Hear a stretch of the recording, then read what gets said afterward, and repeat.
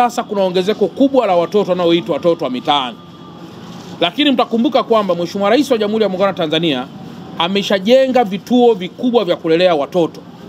Sasa natoa wiki moja, wale watoto wote wanaopatikana usiku wa saa 6, saa 5, saa 4, ile barabara ya Haile Selassie pale St. Peters, barabara Tule Drive pale Tanzanite mbele, pamoja na maeneo mengine yote, watoto hao na mama zao wachukuliwe hata kwa nguvu, wapelekwe kwenye vituo vilivyokushajengwa na serikali. Wapo watu ambao wanaendelea kutumia wale watu kujineemesha na kusumbua watoto kuweza kuombaomba barabarani. Lakini serikali imeweka utaratibu mzuri wa kuwa na vile vituo. Kuendelea kuwaona pale linamaanisha kwamba serikali haijaweka utaratibu na mpango mzuri wa kuweza kuwalea wale watoto.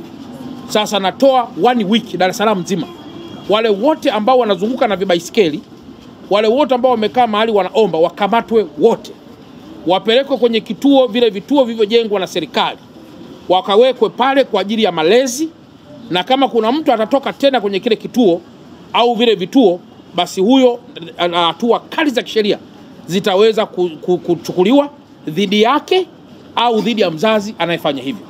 Au la, serikali ipo tayari kuwagharamia kwenda kwenye makazi mojawapo ya watu hawa walio kwenye moyo safi.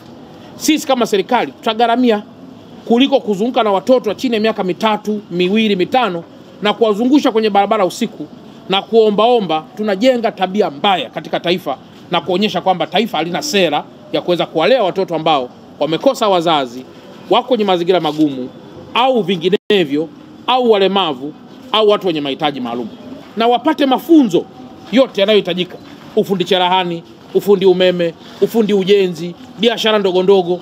Na wala kina mama wote wajifunze mapishi. Kama wanahitaji msaada wa kuwa mama ntilie, tutawapatia majiko ya gesi, tutawapatia mitaji midogo, na wataweza kufanya biashara kuliko kuombaomba.